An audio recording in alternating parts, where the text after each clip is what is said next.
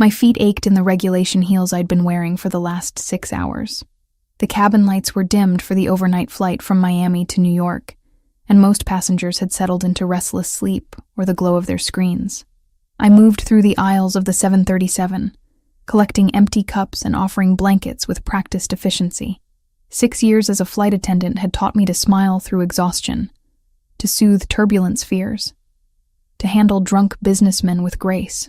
But nothing had prepared me for the sound coming from seat 2A. A child's wail, raw and desperate, cut through the cabin's white noise. Not the angry tantrum of a tired toddler. This was grief, wrapped in a 4-year-old's lungs. The kind of crying that made your chest hurt just hearing it. I glanced toward first class.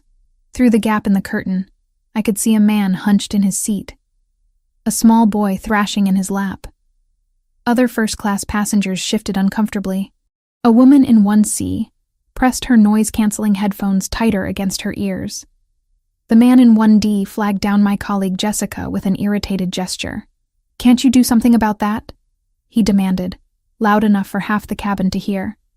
"Some of us are trying to rest." Jessica's smile was strained. "I'm so sorry, sir. I'll see what I can do." She disappeared behind the curtain. I heard her speaking in low tones, probably offering the standard solutions. A snack, a coloring book, a stuffed animal from our limited supply. None of it would work. I already knew that. This wasn't hunger or boredom. This was something deeper. The crying intensified. I shouldn't have gotten involved. Crew members had assignments, territories. First class was Jessica's domain. But my feet carried me forward anyway, past the boundary that separated premium seats from the rest of us. The scene that greeted me made something in my chest twist. The man holding the boy was younger than I'd initially thought. Mid-30s, maybe. Dark hair swept back from a face that would have been handsome if not for the exhaustion carved into every line. A scar ran along his jaw, pale against olive skin. His suit was expensive, the kind that cost more than my monthly rent. But none of that mattered, because his eyes held the same desperation as his son's cries. He was trying. God, he was trying. One large hand rubbed circles on the boy's back. The other held a stuffed rabbit that had clearly seen better days. His voice was low, accented, pleading in a language I didn't recognize. Italian, maybe.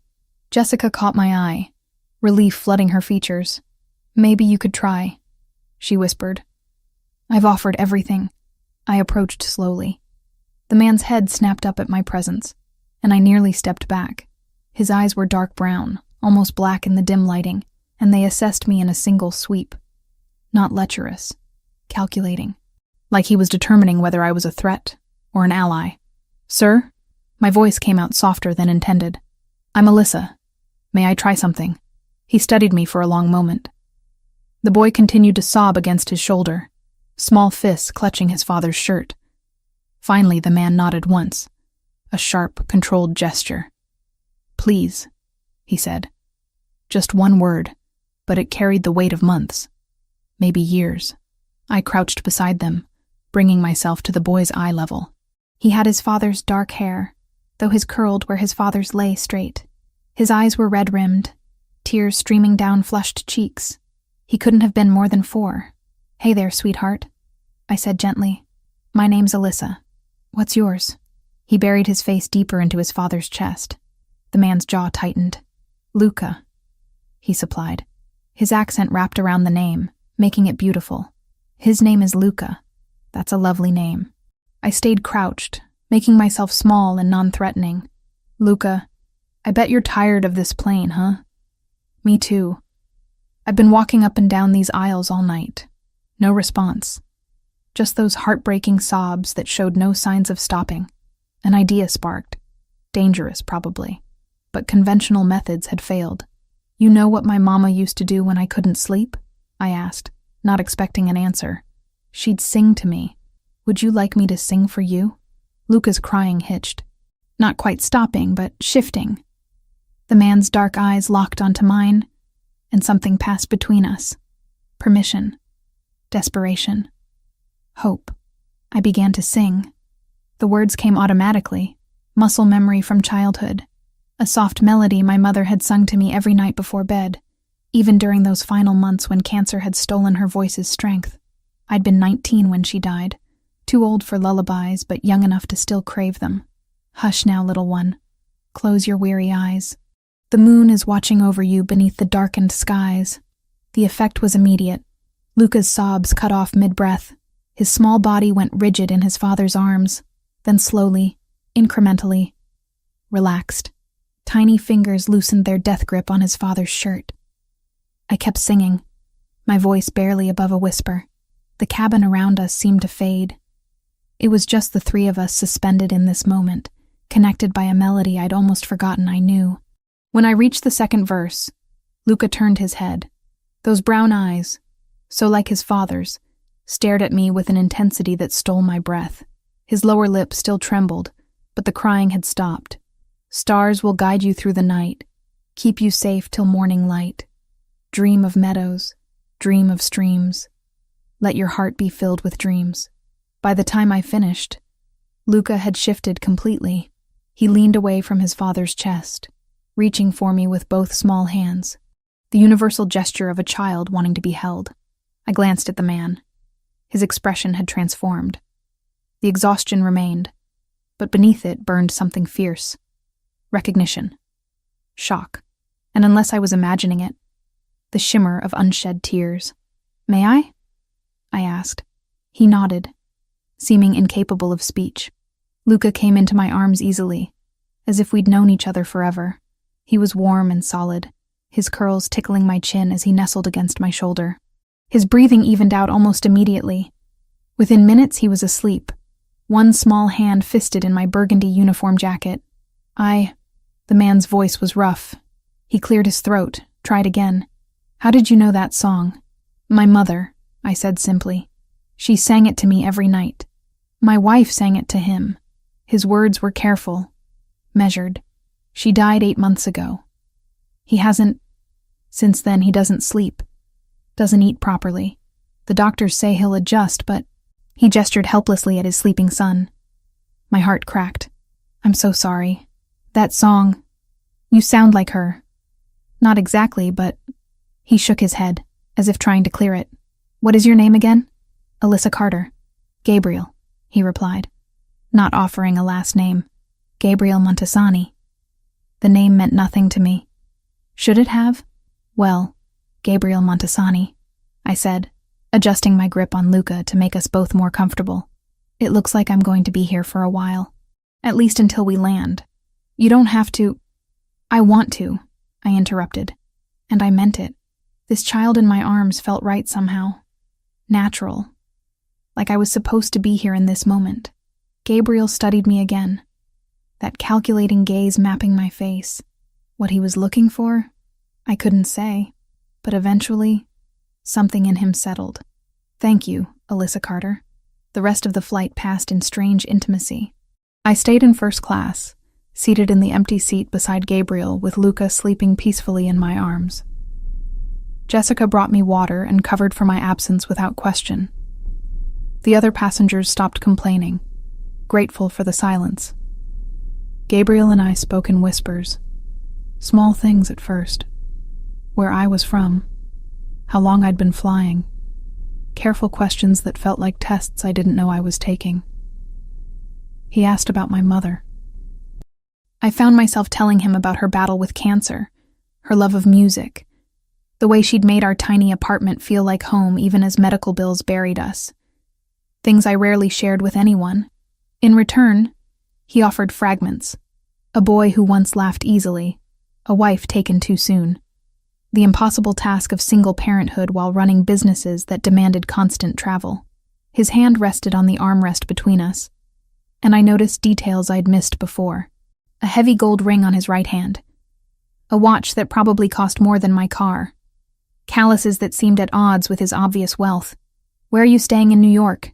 he asked as the captain announced our descent. "Brooklyn. I have a small apartment in Sunset Park." "That's not close to the airport." "No, but the rent is manageable." Something flickered across his face. "Let me drive you home. It's the least I can do." I should have said no. He was a passenger, a stranger. But Luca chose that moment to stir, his small hand tightening on my jacket, as if afraid I'd disappear. Gabriel saw it too. "Please," he said again, that word carrying the same weight as before. "All right," I heard myself say. "Thank you." We landed smoothly. I had to wake Luca gently to prepare for taxi. His eyes opened slowly, unfocused, then found mine. A sleepy smile curved his lips. The first smile, Gabriel told me later, he'd seen in weeks. I should have known then, should have recognized that nothing about this was normal, that men who could afford first-class tickets and wore $1,000 watches rarely drove flight attendants home out of simple gratitude. But all I saw was a father desperate to help his grieving son, a boy who had found momentary peace in my arms, and a melody that connected us across the boundary of loss. I should have walked away at the gate, should have said goodbye and returned to my ordinary life. I didn't. Gabriel's car was exactly what I should have expected. Black, sleek, expensive enough to pay my rent for a year. The interior smelled of leather and something spiced that I couldn't identify. Luca sat between us in the back seat, his small hand wrapped around my fingers like a lifeline. "You don't have to hold my hand the whole way, sweetheart," I said gently. "I'm not going anywhere." His grip tightened. Those dark eyes, still puffy from crying, fixed on my face with an intensity that made my chest ache. He didn't speak, just held on. Gabriel watched from the other side, his expression unreadable. The driver, a broad-shouldered man who'd introduced himself only as Vincent, navigated through post-midnight traffic with practiced ease. "He hasn't spoken much," Gabriel said quietly, "since Rachel died. The therapists say it's normal for his age. That grief manifests differently in children." "Rachel was your wife?" "Yes." The single word carried volumes. 8 months ago. Car accident on the Long Island Expressway. She was coming home from visiting her sister in Connecticut. I looked down at Luca, understanding blooming, painful, and clear. This wasn't just a child who missed his mother. This was a child whose entire world had shattered. "I'm sorry," I said, the words feeling inadequate. "That's not enough time. For either of you." "No." Gabriel's jaw tightened. "It's not." We drove in silence for a while. Brooklyn's streets rolled past the tinted windows. Gabriel asked for my address, and I gave it, watching his expression for judgment that never came. Sunset Park wasn't dangerous, but it wasn't Long Island either. "He doesn't sleep," Gabriel said abruptly. "Every night he wakes screaming. Sometimes 3, 4 times. Nothing helps. I've hired 6 nannies in 8 months. The longest one lasted 3 weeks before she quit. That must be exhausting. For both of you, I've tried everything the doctors suggest. Routine, therapy, medication. He won't eat unless I force him, won't play with other children. He just exists. Until tonight." Luca's thumb had found its way to his mouth. His eyes were drooping, his body growing heavy against my side. The transformation from the screaming child on the plane to this peaceful boy seemed impossible. "That song," Gabriel continued. "How did you know it?" "I didn't know it would work. My mother sang it to me when I was little. Through everything. Even when she was sick at the end, she'd hum it because her voice was too weak for words. Rachel sang it every night. His voice was rough. Her grandmother taught it to her. I don't even know if it has a name. Neither do I." The car pulled up outside my building. The contrast between Gabriel's world and mine had never been more obvious. Cracked sidewalks, graffiti on the corner bodega, a broken streetlight that had been out for months. Gabriel looked at the building, then at me. Something shifted in his expression. A decision being made. "Miss Carter," he said. And the formality felt strange after the intimacy of the past hours. "I know this is unusual, inappropriate even, but I need to ask you something." I waited. "Would you consider working for me? Temporarily, as Luca's nanny?" The request hit me like cold water. "I'm not a nanny, Mr. Montesani. I'm a flight attendant." "I know. But he responds to you. In 8 months, you're the first person who's gotten through to him. It was one song, one night. It was more than that." He gestured to Luca, now fully asleep, still clutching my hand. "Look at him. He won't let you go." And he stopped, seemed to gather himself. I'm desperate. Name your price. I can't just quit my job. I have bills, responsibilities. I'll pay whatever you're making now, plus 50%. You'd live at the house in Long Island, full room and board, health insurance, whatever you need. My mind reeled. The offer was insane. Generous to the point of suspicious. But when I looked at Luca's peaceful face, I felt something tug in my chest. I need time to think about this. Of course. Gabriel reached into his suit jacket, produced a business card. Heavy cardstock, embossed letters. Just a name and phone number. Call me when you decide. Or if you have questions. I took the card, careful not to wake Luca as I shifted. I should go. Let me help you. Gabriel moved slowly, lifting his son with practiced ease. Luca stirred, whimpered, reached for me even in sleep. Shh, little one, I whispered, smoothing his hair. Sweet dreams. He settled. Gabriel's eyes met mine over his son's head, and something passed between us. Gratitude, yes, but also something deeper, more complicated. Thank you, Alyssa, he said. For tonight. For him. You don't have to thank me. Yes, he said softly. I do. I climbed out of the car, watched them drive away. The taillights disappeared around the corner, and suddenly I was alone on my empty street at 2 a.m, holding a stranger's business card. Sleep didn't come easy that night. I lay in my tiny bedroom, staring at the water stain on the ceiling, turning Gabriel's offer over in my mind. It was crazy. I didn't know him. Didn't know anything about his life beyond the grief written in his son's eyes. But I couldn't stop thinking about Luca, about the way he'd melted into my arms, the peace that had transformed his small face. The next morning, I called in sick to work. I needed time to think without the pressure of a 10-hour shift. I researched Gabriele Montesani on my laptop, coffee growing cold beside me. The search results showed a legitimate businessman. Import company, several properties in New York and New Jersey, charitable donations to children's hospitals, photos from galas and business conferences, always in immaculate suits, always with that same controlled expression. A few older photos showed him with a beautiful woman. Dark hair, warm smile. Rachel, I assumed. Nothing suspicious. Nothing that explained the weight in his eyes or the desperation in his voice.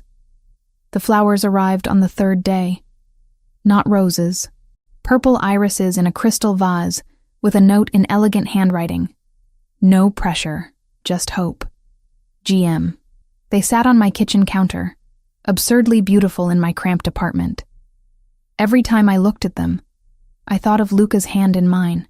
On the 5th day, I made my decision. I called the airline's HR department first. 6 years of service, gone in a 15-minute conversation. They were understanding, offered to hold my position for 60 days if I changed my mind. I thanked them and hung up, my hands shaking. Then I dialed the number on Gabriel's card. He answered on the 2nd ring. Alyssa, I'll do it, I said before I could reconsider. I'll try. For a few weeks at least. The exhale on the other end sounded like relief. Thank you. When can you start? I need 3 days to pack and handle things here. I'll send a car on Sunday, 10 a.m. All right. Alyssa? His voice softened. You won't regret this. I hoped he was right. Sunday morning arrived too quickly. I stood in my apartment, 2 suitcases packed, wondering what I'd just agreed to.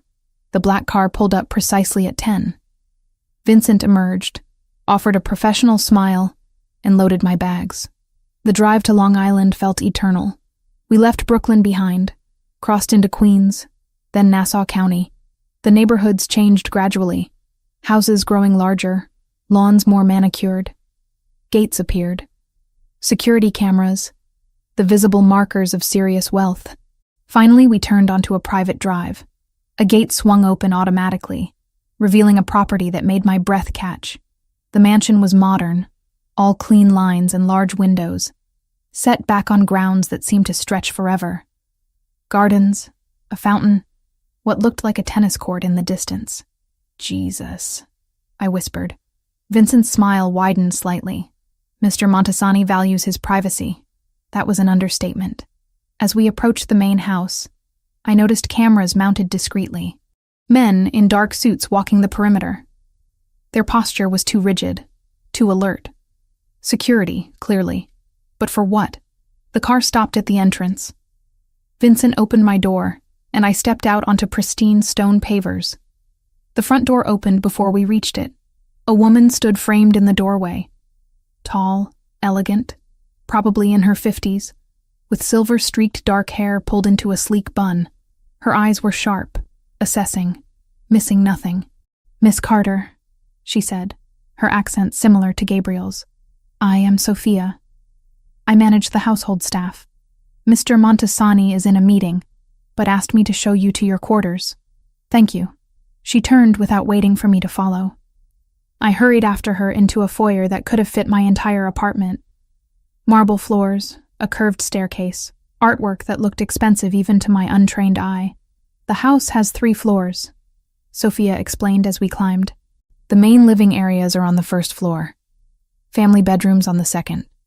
Staff quarters and storage on the 3rd. You'll be staying in the east wing, 2nd floor, near Luca's room." We reached a hallway lined with closed doors.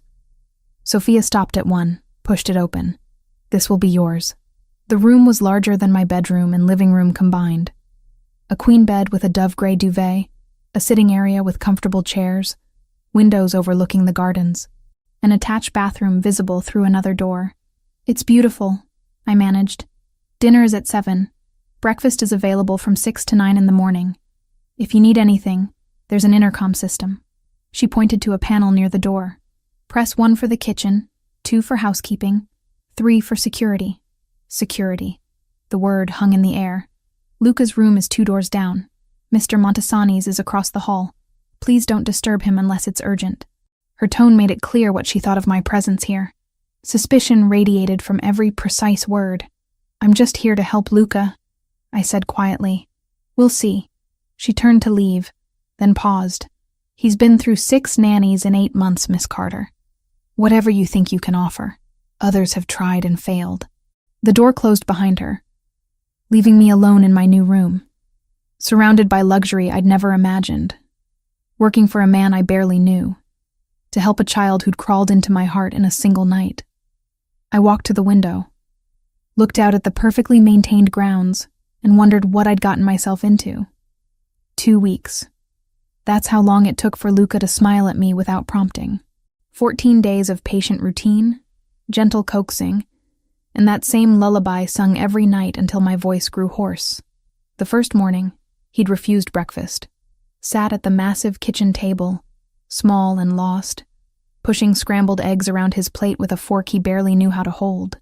I didn't force him, just sat beside him, ate my own meal, and hummed softly. By lunch, he'd eaten 3 bites of a sandwich. By dinner, half a bowl of pasta. Progress measured in mouthfuls. The house was a maze, I learned slowly. 30 rooms, maybe more. I stopped counting after the 3rd library. Yes, 3 separate libraries. Each morning, I'd wake to sunlight streaming through windows that overlooked gardens so perfect they looked painted. My old apartment in Brooklyn felt like a fever dream, something that had happened to someone else. Luca's room was down the hall from mine, walls painted soft blue, toys organized with military precision, a bed shaped like a race car that he never slept in. Every night, he'd end up in Gabriel's room or mine, seeking comfort from nightmares I couldn't see but felt in every trembling breath. I found photos of Rachel in unexpected places. One in Luca's closet, tucked behind winter coats. Another in the music room, propped on the piano. She'd been beautiful. Dark hair that fell in waves past her shoulders, warm brown eyes, a smile that suggested she'd known how to find joy in small moments. In every photo, Gabriel looked at her like she was his entire world. "You have her voice," Sophia told me one afternoon. The housekeeper had thawed marginally over the 2 weeks, her suspicion replaced by grudging acceptance. Not exactly, but the tone, the pitch, it's close. That explained the lullaby, the way Luca had responded so immediately on the plane. I wasn't just singing his mother's favorite song. I sounded like her while doing it. The knowledge sat heavy in my chest. I was a replacement, a vocal ghost meant to soothe a grieving child. But when Luca laughed for the first time, a bright sound that filled the garden where we were playing, I couldn't bring myself to care about my role, only about the boy who was slowly coming back to life. Gabriel noticed. Of course he did.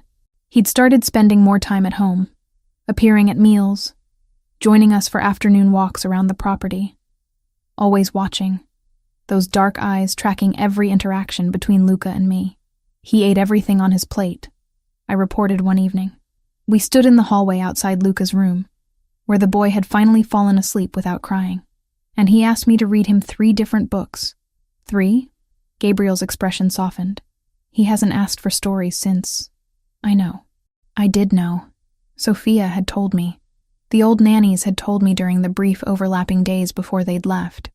Luca hadn't wanted books, hadn't wanted music, hadn't wanted anything that reminded him of before. Thank you, Alyssa. Gabriel's voice was low, intimate in the dimmed hallway. I don't know how you're doing this, but thank you. Our eyes met, held. Something passed between us, electric and dangerous. I stepped back, breaking the moment. Just doing my job, I said, too brightly. His jaw tightened. Right. Your job. These moments multiplied, hands brushing when we both reached for Luca's hand during walks, shoulders touching in the narrow doorway of the playroom, long conversations after Luca slept. Sitting in the library with Brandy, I barely touched while Gabriel told me about his childhood in Sicily, his parents' immigration, the weight of family legacy. He never mentioned his work, just businesses, import companies, investments. Nothing that explained the armed men I'd seen on the grounds. Nothing that justified the security cameras hidden in every corner. I noticed things. Small details that accumulated like stones in my pocket. Conversations that switched from English to rapid Italian when I entered a room. Men in dark suits who visited late at night, their faces hard, their postures suggesting violence held barely in check. The way Gabriel's entire demeanor changed during phone calls, his voice dropping to something cold and commanding that made my spine straighten instinctively. Who are those men? I asked Sophia one afternoon while folding Luca's laundry. Her hands stilled. Business associates. They don't look like businessmen. Mr. Montesani's affairs are not your concern, Miss Carter. You're here for Luca. Nothing more. The warning was clear. But warnings had never stopped my curiosity. It happened on the 14th night. Luca had a rough evening. Nightmares that woke him screaming twice before midnight. I'd finally gotten him settled, singing until he slept. His small hand wrapped around my fingers. My throat was dry. I headed downstairs for water, moving quietly through the dark house. The kitchen was in the west wing, past Gabriel's study. As I approached, I heard voices. Low, angry, speaking English for once. I should have kept walking. Should have minded my business. But Gabriel's voice stopped me. I don't care what Sinaloa wants, he said, the words sharp as broken glass. They don't dictate terms in my territory. Territory. The word snagged in my brain. Another voice, unfamiliar. They're pushing hard, boss. 3 shipments intercepted this month. They're testing you. Then we eliminate the problem, permanently. I want Rodriguez found and handled before the end of the week. Eliminate. Handled. Words that meant something specific when spoken in that tone. My hand found the wall, steadying myself. This wasn't business. This was something else. Something dangerous.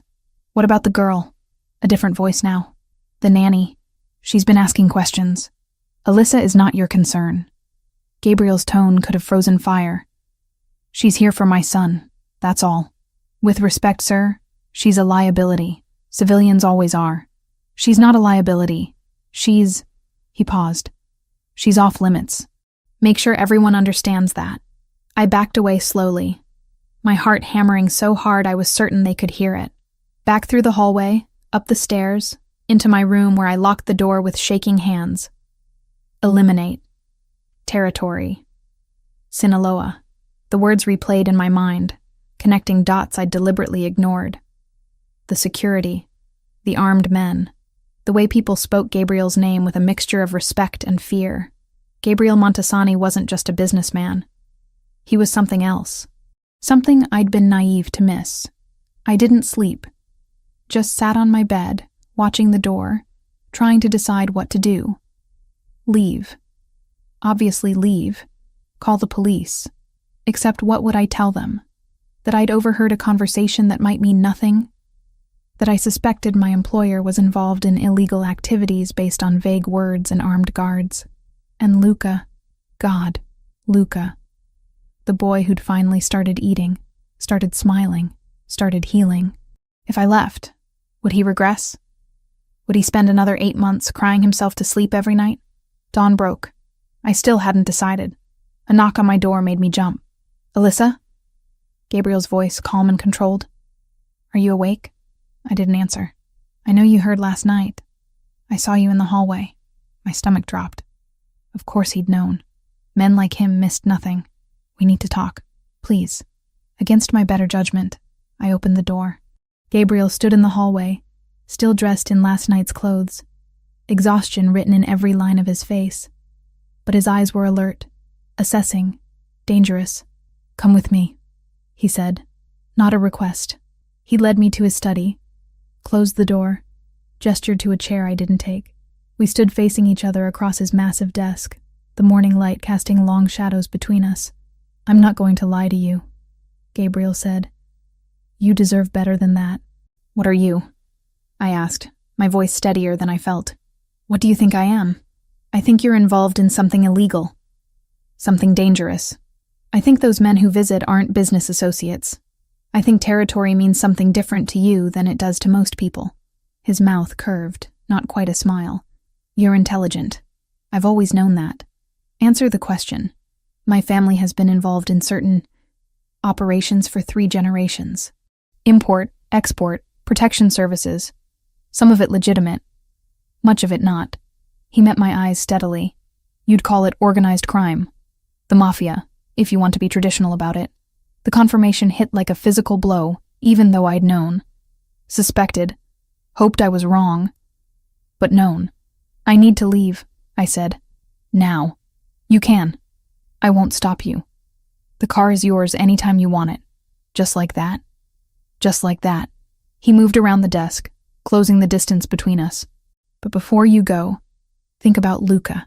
Think about the past 2 weeks, the progress he's made, the smiles, the fact that he's eating, playing, living again instead of just existing. That's not fair. No, Gabriel agreed. It's not. But it's true. You saved my son, Alyssa. You brought him back from somewhere dark I couldn't reach. And if you leave now, he'll lose you the same way he lost his mother. Another woman who sang him to sleep and then disappeared forever. Tears burned my eyes. You're using him to manipulate me. I'm asking you to consider his needs alongside your fear. Yes, my work is dangerous. Yes, I'm involved in things that would horrify you if you knew the details. But Luca is innocent. And he needs you. Daddy? The small voice from the doorway shattered the moment. Luca stood there, clutching his rabbit, tears streaming down his face. Lysa leaving? I was across the room before I could think, gathering him into my arms. No, sweetheart. I'm not leaving. Promise? His small hands fisted in my shirt. Promise not go like Mama? My heart broke clean in half. Over his head, my eyes met Gabriel's. The bastard knew exactly what he was doing. Knew I couldn't walk away from this child who'd wrapped himself around my heart. I promise, I whispered, sealing my fate. I'm not going anywhere. The rules were simple.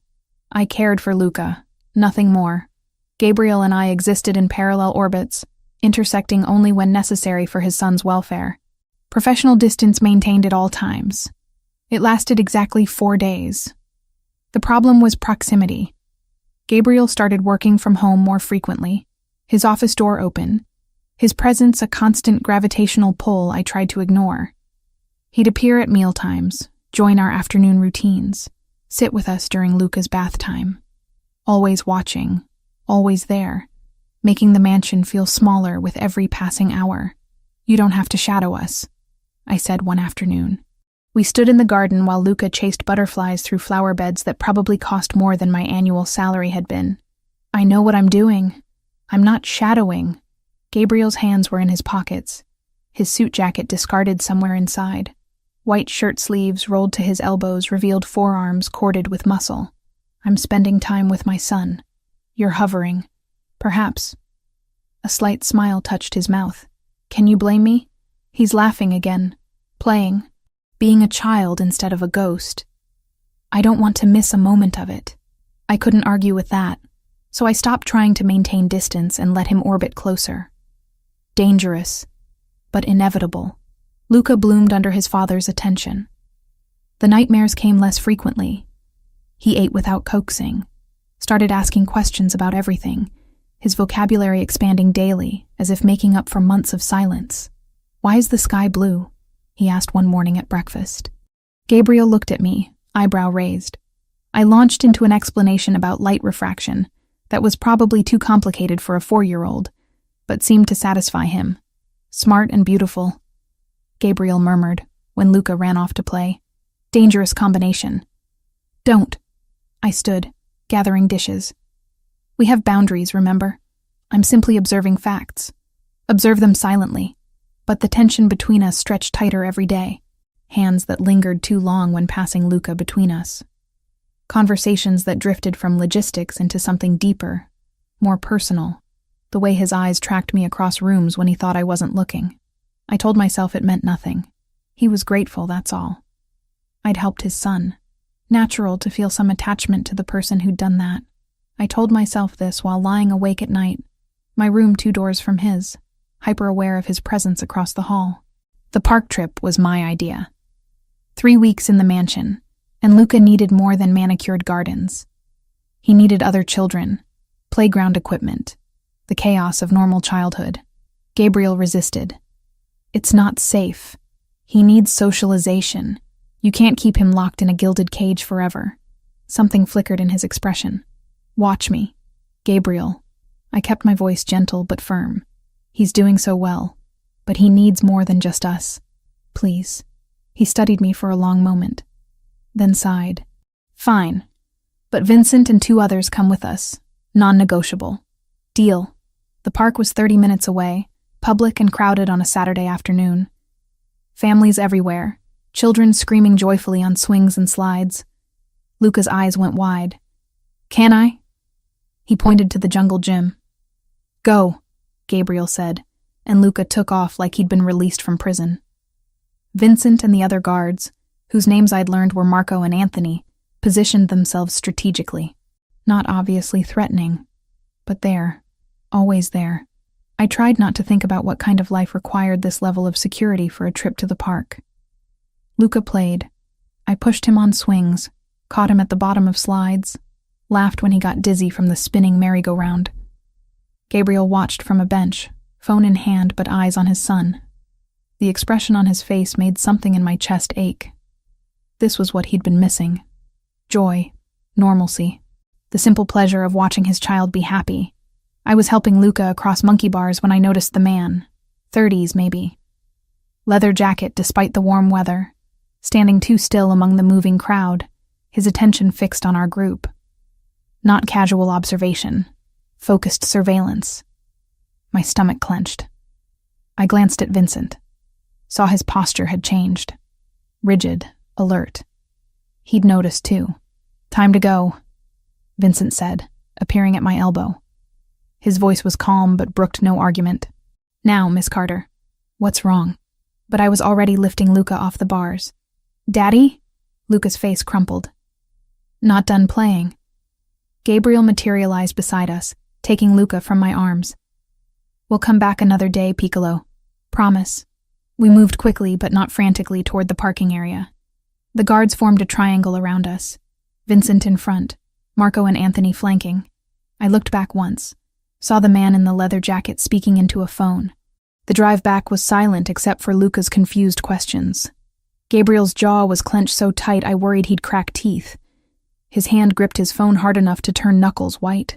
Inside the mansion, Gabriel handed Luca to me. Take him upstairs.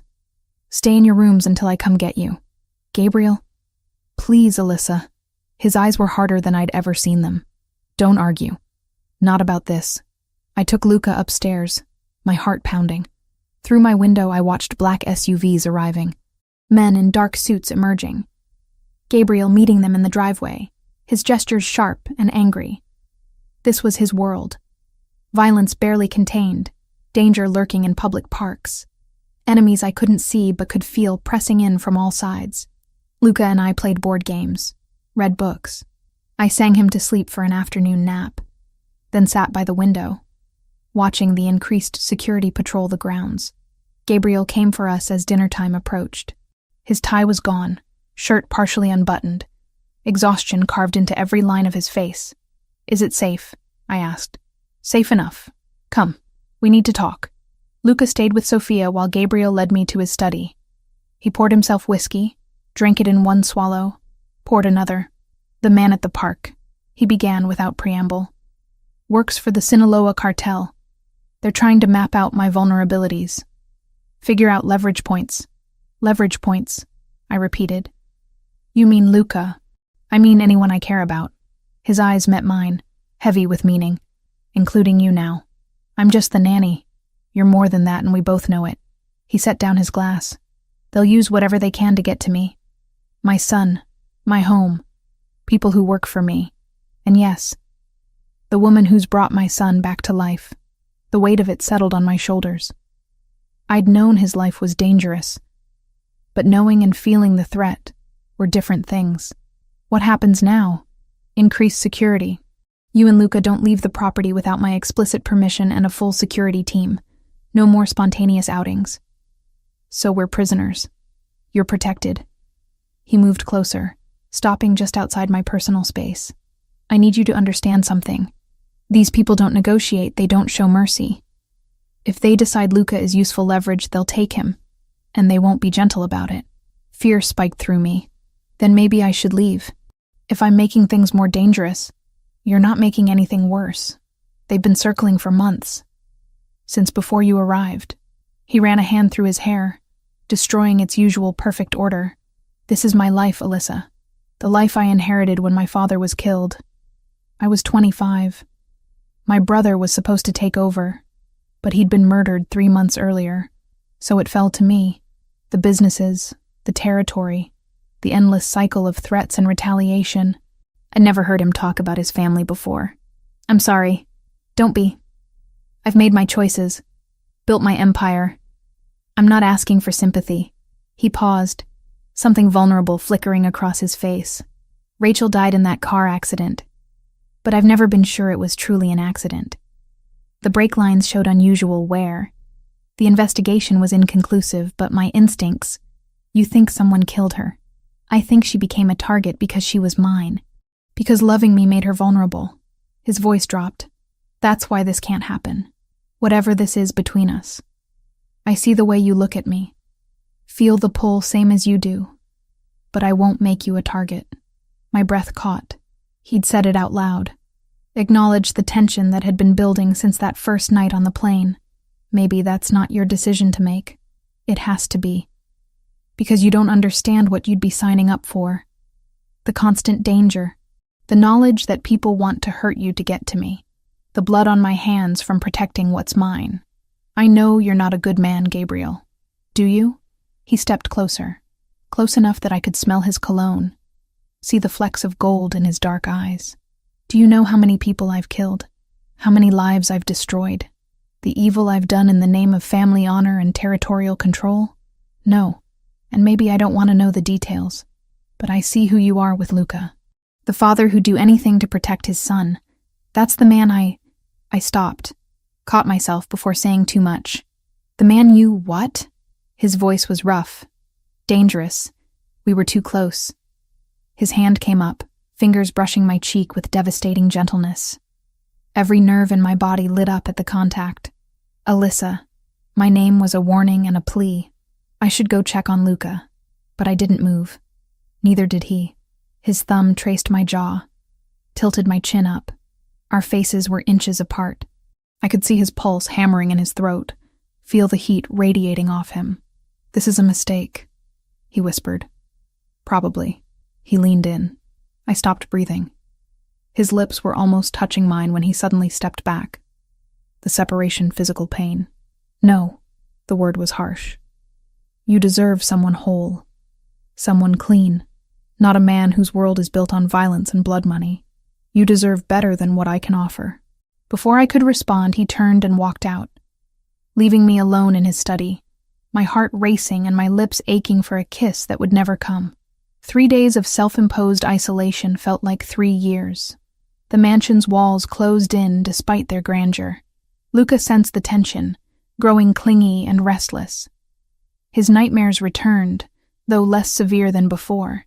He'd wake reaching for me, whimpering words I couldn't quite catch.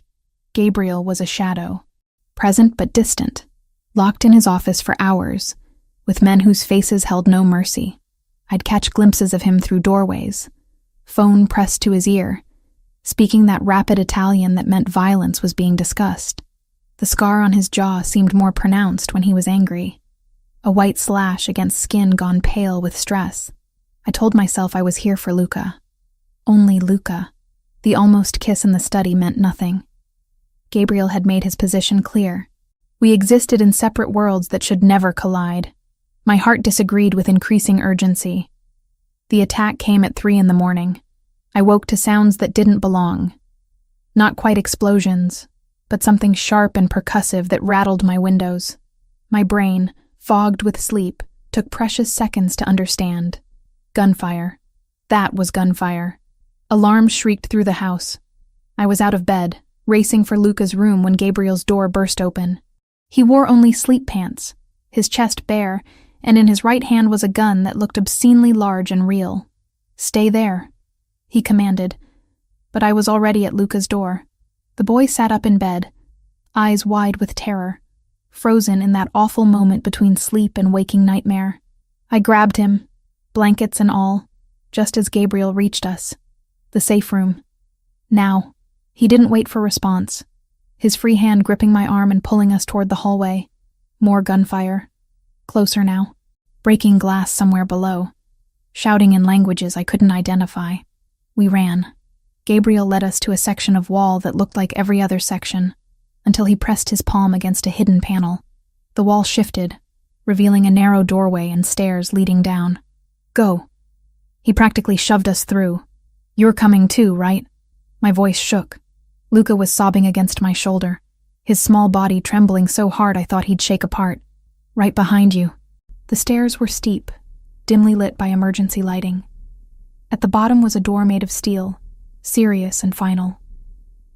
Gabriel entered a code on a keypad. The door opened with a mechanical hiss. Inside was a room maybe 15 feet square. Gray walls, no windows, a single vent in the ceiling. Basic furniture. Supplies stacked against one wall. A bank of monitors showing various angles of the property. On the screens, I could see figures moving through the darkness. Flashes of muzzle fire. Bodies falling. My stomach lurched. "Daddy?" Luca's voice was tiny, broken. "Bad men?" "Very bad men, Piccolo." Gabriel locked the door behind us, engaged what looked like additional bolts. "But they can't reach us here. Vincent and the others will handle it." He moved to a radio system, barked orders in Italian. His tone was ice and steel, nothing of the vulnerable man who'd almost kissed me 3 days ago. This was the other Gabriel, the one who'd inherited an empire at 25 and built it larger through blood and strategy. Luca wouldn't let me go. His arms circled my neck in a stranglehold, his face buried against my shoulder. I sank onto one of the chairs, rocking him, murmuring nonsense words because actual comfort seemed impossible. Gabriel knelt beside us. "Luca, look at me." The boy turned his head slightly. "I will always protect you. Always. Do you understand? No one will hurt you while I'm alive." Luca nodded, then reached for his father. Gabriel gathered him close, and suddenly I was part of an embrace I hadn't planned. Gabriel's arm around Luca. Luca between us, my hand on Gabriel's shoulder without conscious decision. Above us, the battle raged. We could hear it even through the reinforced walls. Explosions, shouting, the stuttering percussion of automatic weapons. Each sound made me flinch, made Luca cry harder. Then I noticed the blood. "Gabriel." My voice came out strangled. "Your arm." He glanced down as if just remembering. A gash ran along his left bicep, deep and angry, blood seeping steadily. Not a direct hit. A graze, but serious. It's nothing. It's not nothing. I looked around frantically, spotted a first aid kit on the supply shelf. Sit down. Alyssa, sit down. Something in my tone made him obey. I settled Luca on the couch with his rabbit, promised I'd be right there, and brought the kit to Gabriel. My hand shook as I opened it, found gauze and antiseptic. This will hurt, I warned. I've had worse. I believed him. The scar on his jaw probably had stories I didn't want to hear. I cleaned the wound as gently as possible, felt him tense but make no sound. The intimacy of it overwhelmed me. My fingers on his skin, his blood on my hands, the sound of his breathing in the confined space. You should have worn a shirt when you rescued us, I said, trying for lightness and failing. Then you wouldn't be bleeding all over my efforts here. I'll remember that next time armed men invade my home. I wrapped the wound, secured the bandage, my fingers lingering longer than necessary. When I looked up, his face was inches from mine. Those dark eyes held something fierce and desperate. Alyssa. Just my name. A warning. A prayer. Don't tell me this is a mistake, I whispered. Don't tell me I should leave, because I've made my choice. You don't understand what you're choosing. I understand that Luca needs me. That you need me, even if you won't admit it. I understand that this, I gestured at the walls surrounding us, the violence outside, is terrifying. But so is the thought of leaving. His hand came up, cupped my face with devastating gentleness. Blood still stained his fingers, making the gesture somehow more honest, more real. I will never be the man you deserve. Stop deciding what I deserve. He leaned in. I stopped breathing. This time he didn't pull away. His lips met mine with a hunger that stole thought. The kiss was urgent, desperate, tasting of fear and adrenaline and something sweeter underneath. His uninjured arm pulled me closer, and I went willingly, my fingers tangling in his hair. We broke apart when Luca whimpered. Reality crashed back. We were in a panic room. People were dying above us. This was madness. Gabriel rested his forehead against mine. If anything had happened to you, if they'd reached you before I did, they didn't. This time. His voice was raw. What about next time? The time after that? This is my life, Alyssa. Permanent threat. Constant danger. People who want to hurt anyone I care about. Then we deal with it. Together. He pulled back, searched my face. You're certain? Yes. Whatever he saw in my expression made something shift in his. A decision made. He kissed me again, softer this time. A promise instead of desperation. The radio crackled. Vincent's voice came through. Sir, we've secured the perimeter. 3 hostiles down, 2 in custody. Gabriel moved to the radio, his professional mask sliding back into place. Casualties on our side? 2 injured, non-critical. The house is secure. Keep the prisoners alive. I want to know who sent them. He ended transmission, turned back to me. It's over. For tonight. We stayed in the safe room another hour, letting Luca calm fully before venturing upstairs. When we finally emerged, dawn was breaking. The house looked normal from inside. But through the windows, I could see evidence of the attack. Bullet holes in stone. Broken glass. Dark stains on the driveway that made my stomach turn. Men were moving through the grounds, cleaning, repairing, erasing, making the violence disappear as if it had never happened. Gabriel carried Luca, who'd fallen into exhausted sleep.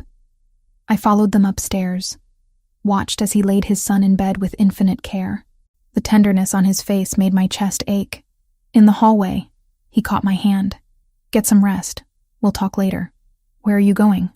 To have a conversation with our guests. His expression went cold. They'll tell me who sent them, and then I'm going to end this threat permanently. Gabriel, I know what I'm doing, Alyssa. This is war, and I'm very good at war. He kissed me once more, quick and fierce, then disappeared down the stairs.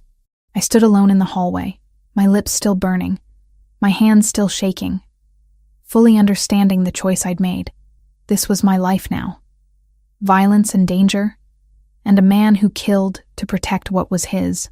And somehow, terrifyingly, I was all in.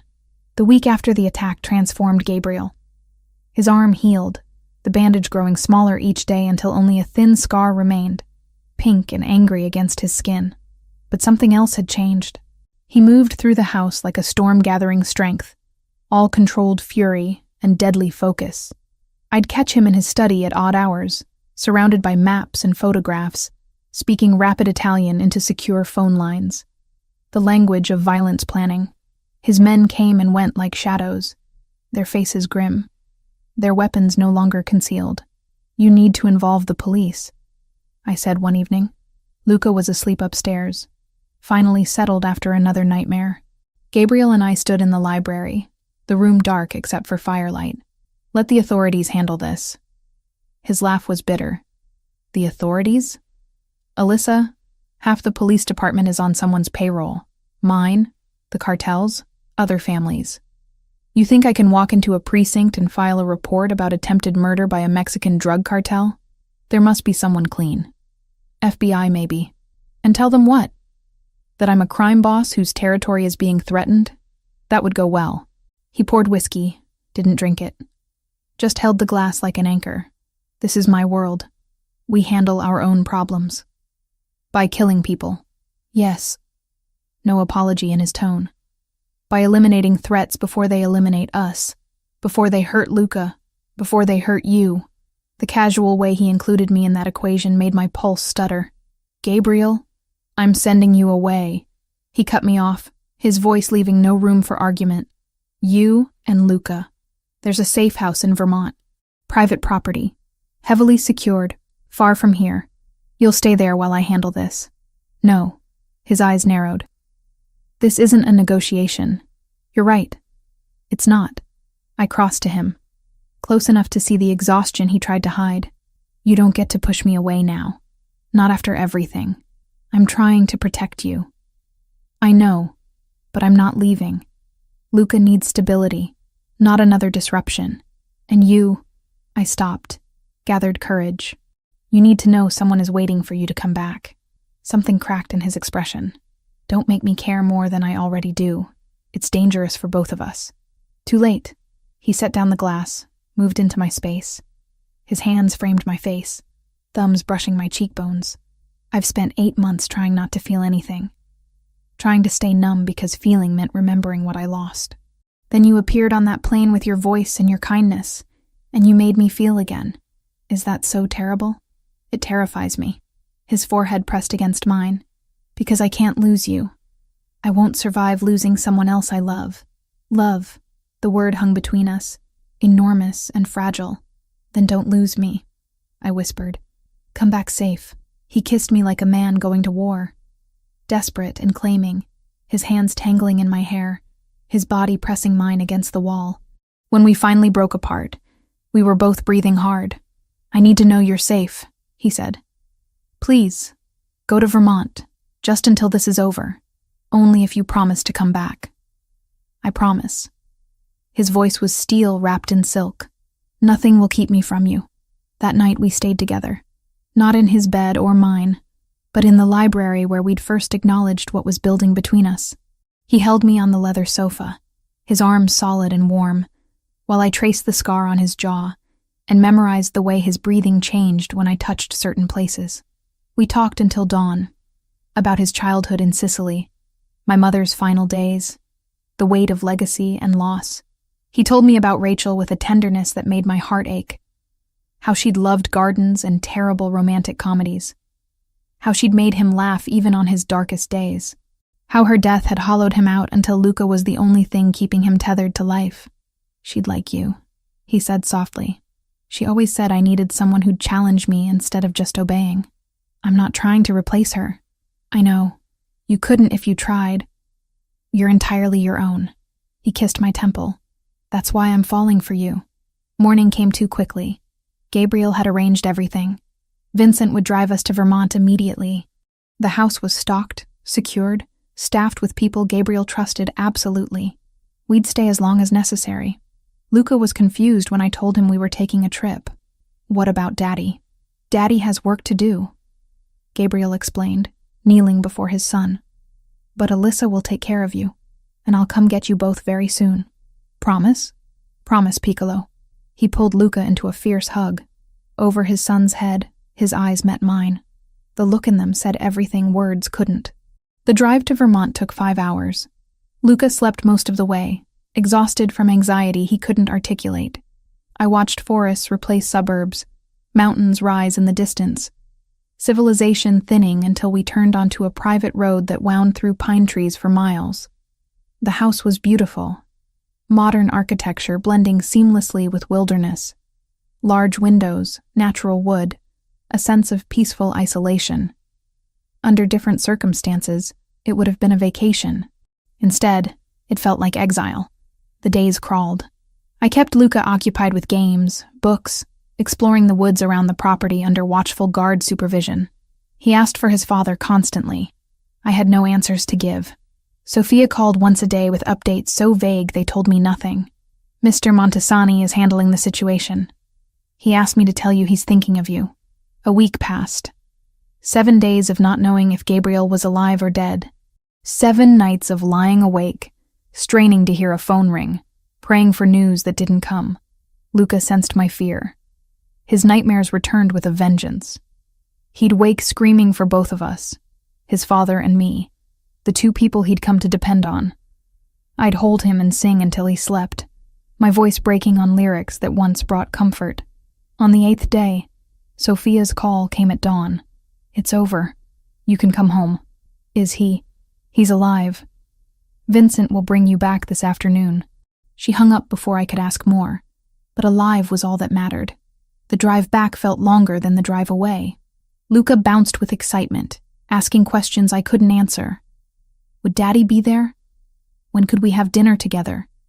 Could we go to the park again? Soon, sweetheart, I promised, hoping it was true. The mansion looked unchanged from outside, but inside, the atmosphere had shifted. Men I didn't recognize stood guard. The staff moved with quiet efficiency tinged with grief. Something had happened here. Something final. Gabriel was in his study. The door was open, but everything about his posture screamed, "Keep out." He stood at the window, shoulders rigid, one hand pressed against the glass. I left Luca with Sophia and approached slowly. Gabriel? He turned. The man who looked back was familiar but different. Older somehow, despite only a week's passage. His eyes held shadows that hadn't been there before. Blood, metaphorical or real, I couldn't tell, stained him in ways I felt rather than saw. "It's done," he said flatly. "The cartel leadership is eliminated. The threat is neutralized. At what cost? 3 men dead, 2 more critically injured, all people who trusted me to protect them while they protected what's mine." His voice was hollow. "Their families will be compensated, cared for. But money doesn't bring fathers and sons back." I closed the distance between us, wrapped my arms around him from behind. He stiffened, then slowly relaxed into the embrace. "I'm glad you're alive," I whispered against his back. "I'm not sure I should be. Don't say that." He turned in my arms, but didn't return the embrace. "You should reconsider this, Alyssa. Me. This life. I just orchestrated the deaths of 11 people. Stood in rooms where men begged for mercy I didn't give. This is who I am. This is what I do. I know. Do you? Really?" He pulled away, putting space between us. I'm not conflicted about it. I'm not tortured by moral ambiguity. They threatened my son. They threatened you. So I ended them. And I'd do it again without hesitation. I believe you. Then why are you still here? Because Luca needs me. Because you need me. Even if you're trying to push me away. Because I made a choice to stay.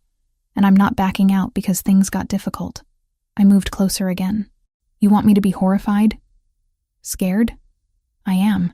But I'm more scared of leaving you alone in this darkness than I am of staying. He stared at me for a long moment. Then finally something broke. He pulled me against him, his grip almost painful in its intensity. I don't deserve you. Probably not. But you have me anyway. We stood like that until Luca's voice echoed through the house, calling for both of us. Gabriel's hand found mine, our fingers lacing together. Ready to pretend everything's normal? He asked quietly. I'm getting good at it. Together we went to find his son. Our son, I was starting to think. The family we were building from broken pieces and desperate hope. Gabriel stopped touching me. Not physically distant, but emotionally gone. He'd sit across from me at dinner, smile at Luca's stories, answer my questions with perfect courtesy, but the man who'd kissed me like I was oxygen had disappeared behind walls I couldn't scale.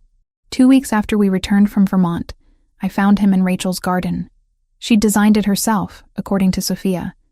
Roses and lavender, winding stone paths, a bench positioned to catch the morning sun.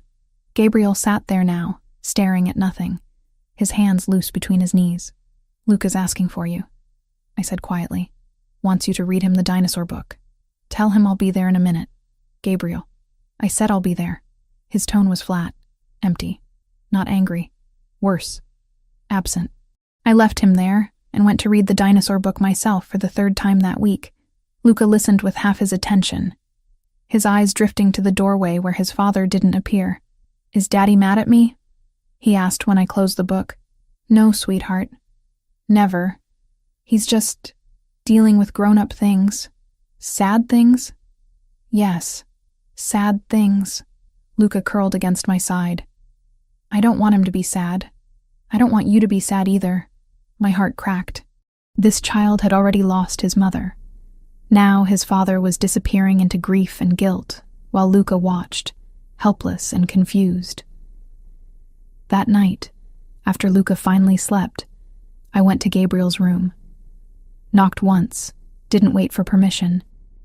He sat at his desk, paperwork spread before him, a glass of whiskey within reach. "We need to talk." "Not tonight, Alyssa." "Yes, tonight." I closed the door behind me, leaned against it. "You're shutting me out. You're shutting Luca out. And I'm done pretending it's fine." His jaw tightened. "I'm doing what I need to do. What you need to do is face what you're feeling instead of running from it. You don't understand. Then explain it to me." I moved closer, refused to let him hide behind that desk. "Tell me why the man who said he was falling for me won't look me in the eye anymore. Tell me why Luca asks if his father is mad at him because you barely speak to him." That got through. His eyes finally met mine, and the pain in them stole my breath. "I killed 11 people, Alyssa. 11. I planned it, executed it, and walked away without losing a single night of sleep. 3 of my own men died following my orders. Their children will grow up without fathers, because I commanded them into a war zone." His voice was raw. "How am I supposed to come home and pretend to be a good man? How am I supposed to touch you with hands that have that much blood on them? I'm not asking you to pretend to be someone you're not. You should be." He stood abruptly, paced to the window. "You deserve better than this, than me. A normal man with a normal job who can give you a safe, clean life. Not someone who'll always have enemies, who'll always be one threat away from violence. Stop deciding what I deserve. I'm trying to protect you." "From what? From you?"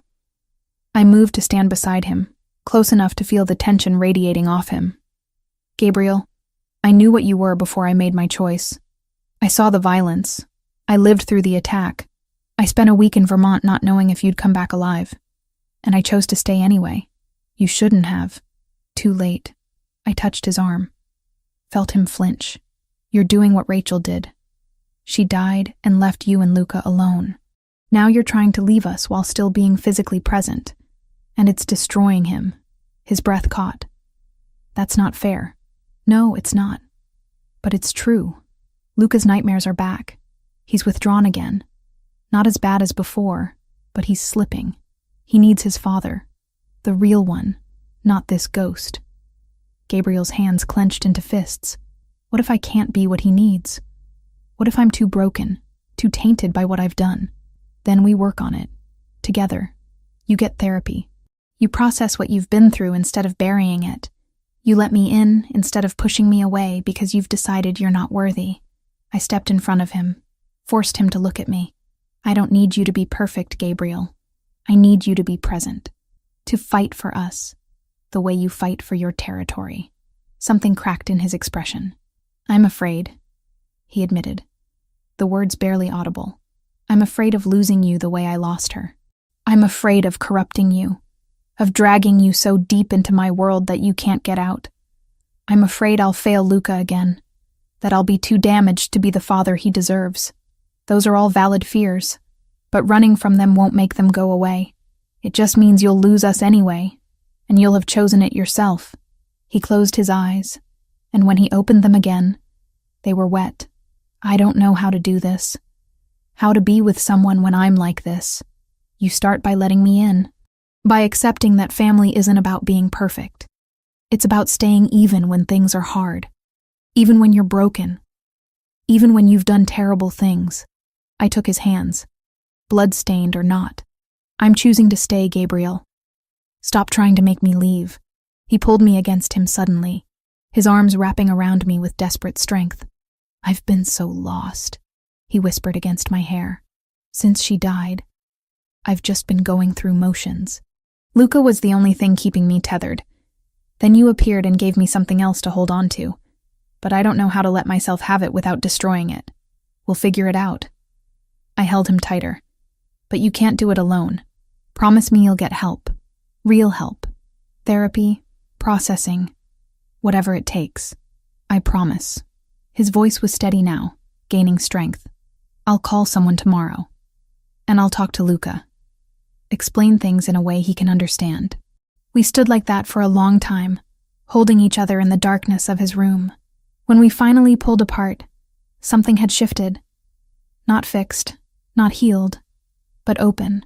The walls had cracks now. Light could get through. Over the following weeks, Gabriel kept his promise. He found a therapist who specialized in trauma and grief, someone who understood the complexities of his world without judgment. He started spending real time with Luca again, not just present, but engaged, reading, playing, listening to his son's endless questions with patience and attention. He started opening up to me too, late-night conversations where he talked about Rachel with love instead of just pain, about his father's death, his brother's murder, the weight of legacy he'd never wanted but couldn't refuse, about the nightmares that still came sometimes, where he watched everyone he loved die while he stood frozen. I shared my own fears, about never being enough to replace what Luca had lost, about whether love could survive in a world built on violence, about the constant low-level terror that one day men would come again, and this time they wouldn't fail. We built something real from those conversations, not a fairy tale romance where danger was exciting and love conquered all. Something harder, more honest. A partnership between two people who'd both been broken and were choosing to build something new from the pieces. Gabriel also started making changes to his businesses.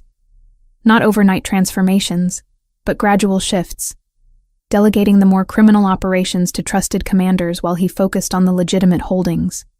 Hotels, restaurants, import companies that actually imported legal goods. Planning an exit strategy that would take years, but was finally possible. "I can't undo what I've done," he told me one evening. We sat in the library where so much had happened between us. "But I can choose differently going forward. For Luca. For us." One night, 3 months after I'd confronted him in his room, Gabriel asked me to walk with him. We left Luca with Sophia and headed into Rachel's garden. The autumn air was crisp, carrying the scent of dying roses and rich earth. "I used to come here after she died," Gabriel said, trying to feel close to her, trying to understand why she was taken. "I'd sit on that bench and rage at God, at fate, at whoever was responsible." "Do you still?" "Sometimes. But less now. Because I'm starting to understand something." He stopped walking, turned to face me. "Rachel's death broke me. But you didn't fix me. You showed me I could be broken and still be loved, that I could carry this weight and still build something good." "Gabriel, let me finish." He reached into his pocket, pulled out a small box. Not jewelry store fancy. Simple, worn leather. This was my grandmother's. She gave it to my mother, who gave it to me before she died. I gave it to Rachel when I proposed. She wore it every day until the accident. He opened the box. Inside was a ring. Gold, delicate, with a single sapphire surrounded by tiny diamonds. Beautiful in its simplicity. "I'm not going to promise you a safe life. I can't. There will always be danger, always be threats. I'm not going to promise I'll never make mistakes or that I won't have dark days. He looked at me steadily. But I can promise I'll love you, that I'll be honest with you, even when the truth is ugly, that I'll fight for you and Luca with everything I have, and that I'll never stop choosing you, choosing us, no matter how hard it gets. Tears blurred my vision. Is that a proposal? Yes. A small smile touched his lips. Alyssa Carter, will you marry me? Will you take on my broken, dangerous life and help me build something better? I didn't hesitate. Yes. He slid the ring onto my finger. It fit perfectly, as if Rachel herself had blessed this moment. Gabriel pulled me close, kissed me with a tenderness that held everything we'd survived and everything we'd built. When we finally pulled apart, he rested his forehead against mine. Thank you, he whispered, for not giving up on me. Never, I promised. We're in this together now. 6 months felt like a lifetime and a heartbeat all at once. The sapphire on my finger had become so familiar, I forgot it was there until light caught it and reminded me this was real.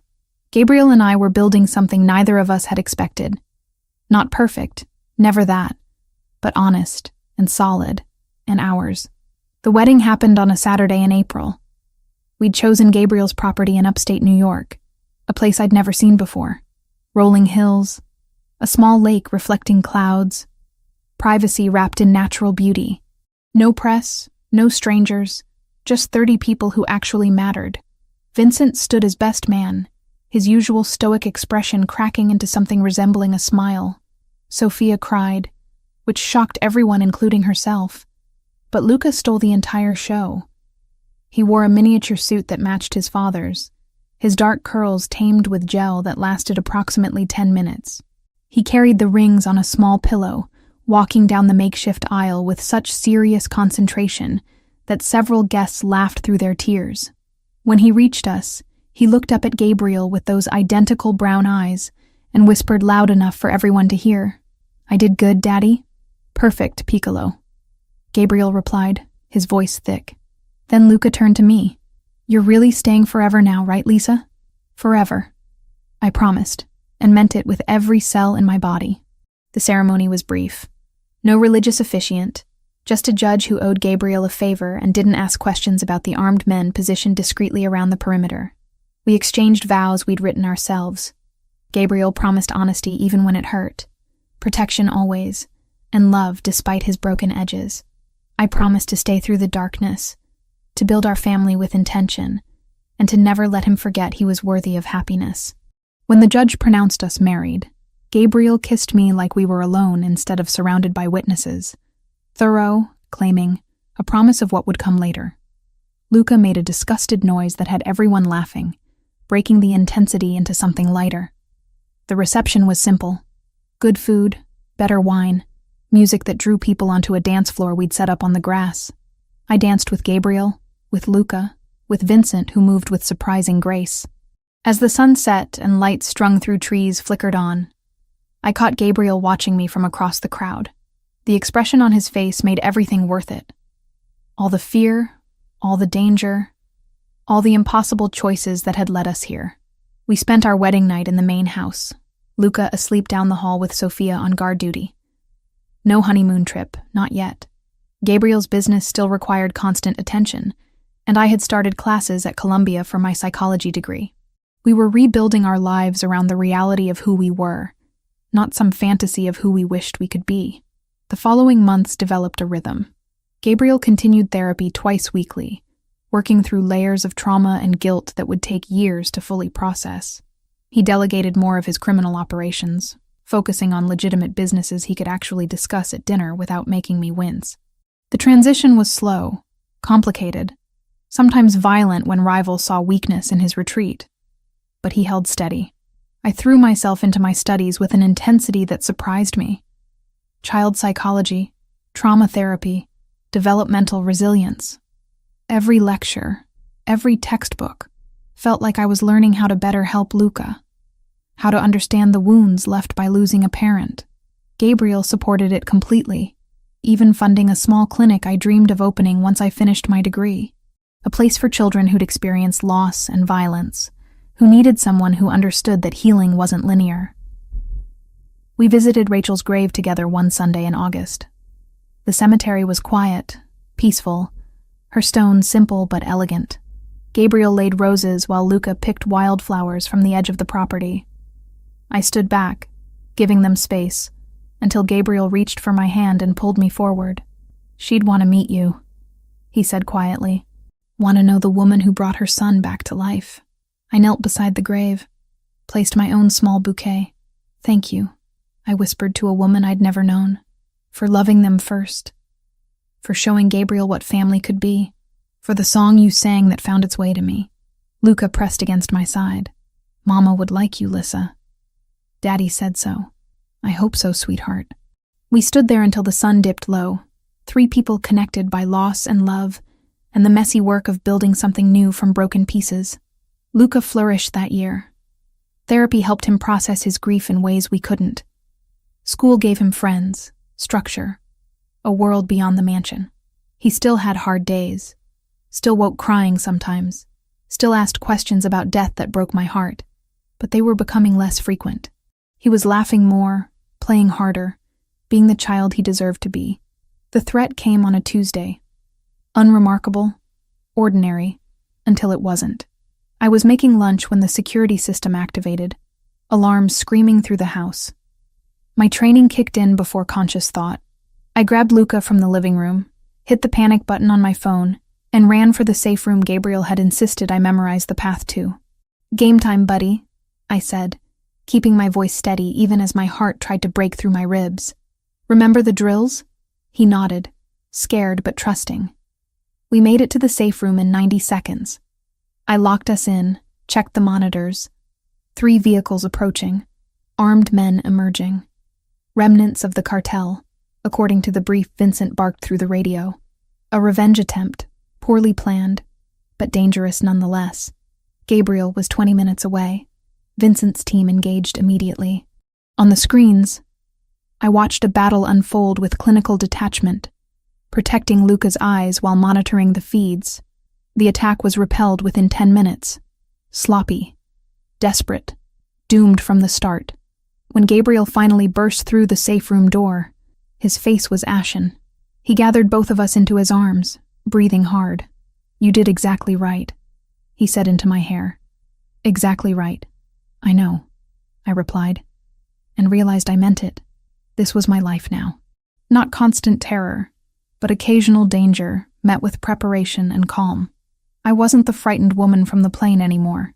I'd become someone else. Someone stronger. That night, after Luca finally slept and security was tripled, Gabriel and I sat in our bedroom. He was distant again, that familiar guilt creeping back. "Don't," I said before he could start.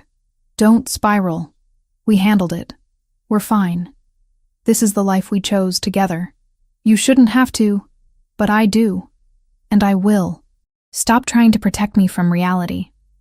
I'm in this, Gabriel. All the way in." He looked at me for a long moment, then nodded. We didn't make love that night, just held each other, breathing in sync, grateful to be alive, and together, and whole. A year after I'd stepped onto that plane and sung a lullaby to a crying child, I stood in our garden watching Luca play with a soccer ball. Gabriel joined me, sliding an arm around my waist. The sunset painted everything gold, making ordinary moments feel sacred. "What are you thinking?" he asked. That I never imagined this, any of this, that a single song could change everything. It wasn't just the song, it was you. Your courage, your heart, your stubborn refusal to give up on us. On him, I corrected. I stayed for Luca. And now? Now I stay for all of us. I turned in his arms, looked up at the man who'd become my entire world. This isn't the life I planned. It's dangerous and complicated and sometimes terrifying. But it's ours, and I wouldn't trade it for anything. He kissed me softly. A promise of tomorrow and all the days after. Luca called for us to watch him kick a goal. We walked toward him together, hand in hand. A family forged from grief and violence and love that refused to be defeated. The future stretched before us, uncertain but full of possibility.